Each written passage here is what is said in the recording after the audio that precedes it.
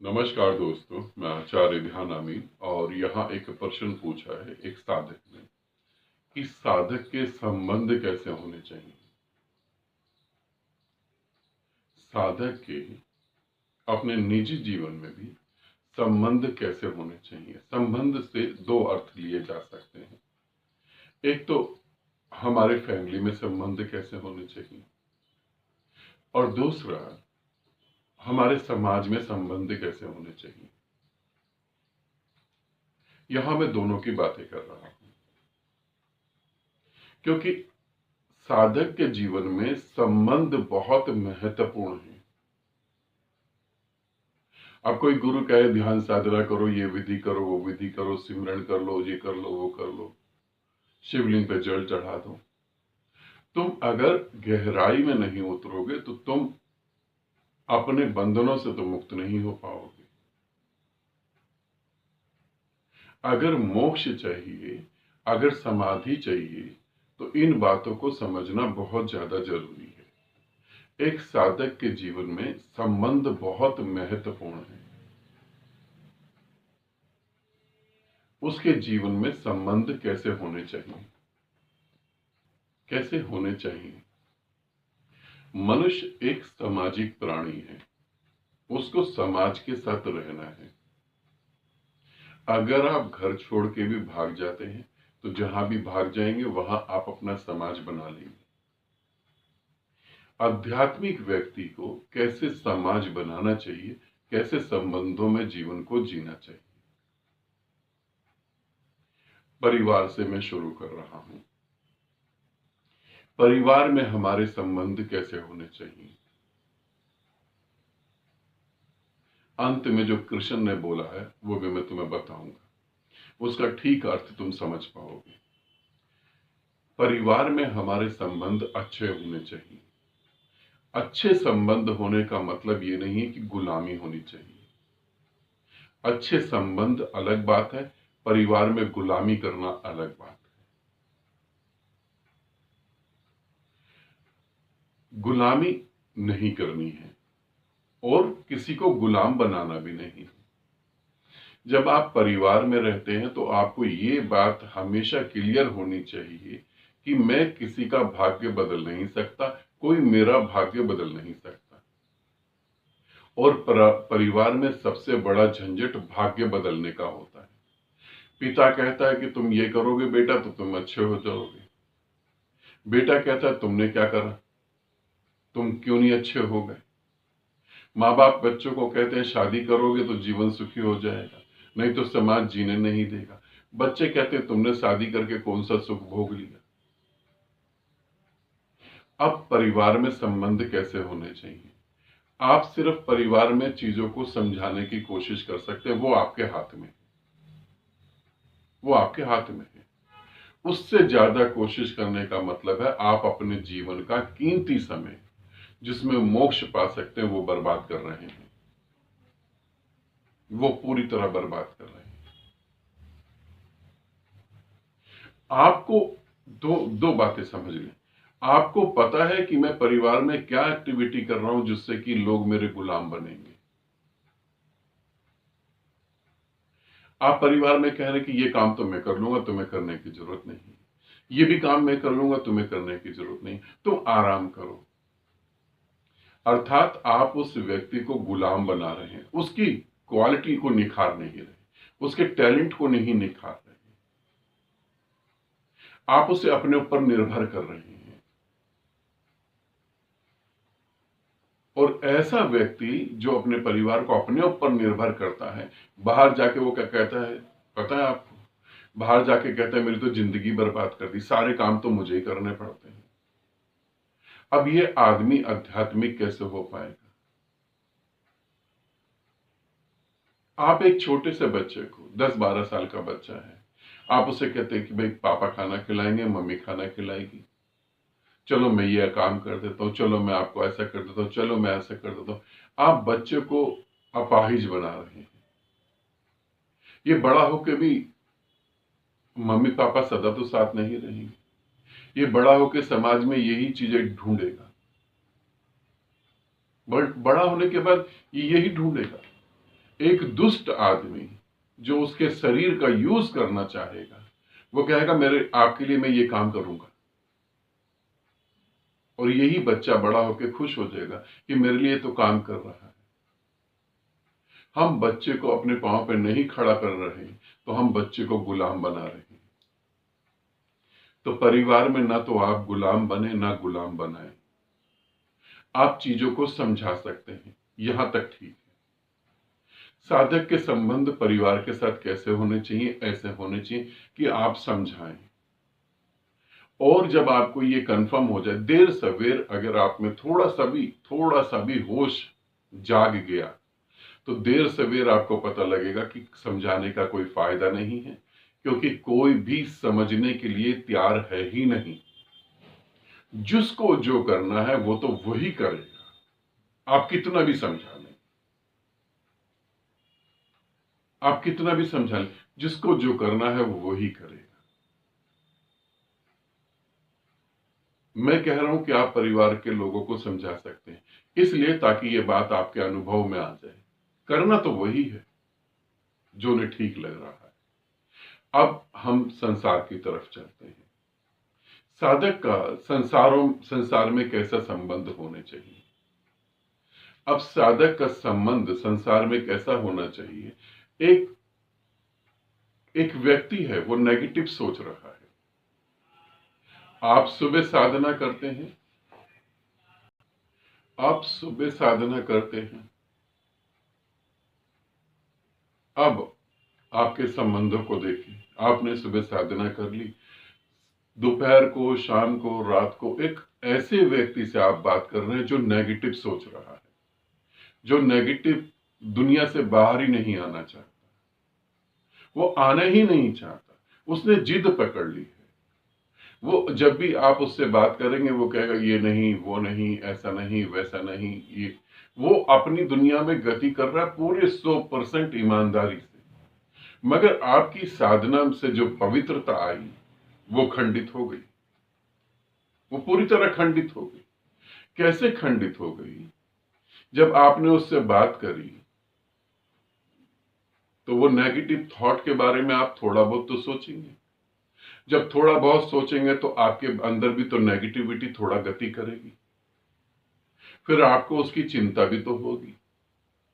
फिर आप कभी साधना में बैठेंगे, वहां समाधि घटित होने लगी, मगर आपके अंदर वही विचार आ जाएंगे, यार उसके साथ ऐसा नहीं हुआ होता तो। वो तो कभी नहीं सोच रहा कि काश मैं भी उसकी तरह साधना कर लेता तो मुक्त हो जाता। वो तो अपनी दुनिया में गति कर रहा है। आपकी साधना बर्बाद हो गई। अब आपको संबंध किससे बनाने हैं? जो नेगेटिव सोच रहा है उससे बनाने हैं, जो पॉजिटिव सोच रहा है उससे बनाने हैं।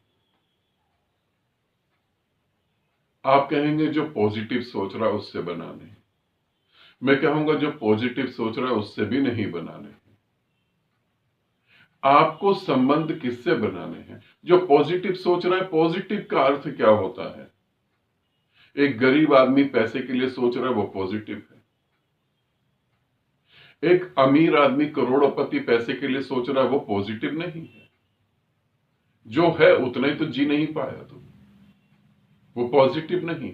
आप कैसे डिसाइड करेंगे कि कोई पॉजिटिव सोच रहा है? नेगेटिव व्यक्ति से आपको संबंध नहीं बनाने चाहिए, क्योंकि आपकी साधना बेकार हो जाएगी। जब मैं कहता हूं कि आपकी साधना बेकार हो जाएगी, आपको लगता है अरे कोई बात नहीं, एक ही दिन तो गया है। अरे एक ही दिन तो गया है, और अगला दिन आपके नसीब में ही नहीं हुआ तो क्या करोगे? अगला दिन आपके नसीब में ही नहीं हुआ तो क्या करोगे? इस पृथ्वी पर जितने भी लोग मरते हैं उनमें से 99% नहीं, 100% लोगों को यह होता है एक ही दिन तो गया है, और अगला सूरज उनको दिखाई नहीं देता। 1,70,000 लोग रोज मर जाते हैं। इन 1,70,000 लोगों को दूसरा सूरज नहीं दिखाई देता, दूसरे दिन का सूरज नहीं दिखाई देता। ये क्या फिक्स है कि तुम्हारी गिनती इसमें नहीं आ सकती? एक ही दिन तो बेकार गया, क्या फर्क पड़ता है? बहुत फर्क पड़ता तुम किससे संबंध बनाते हो?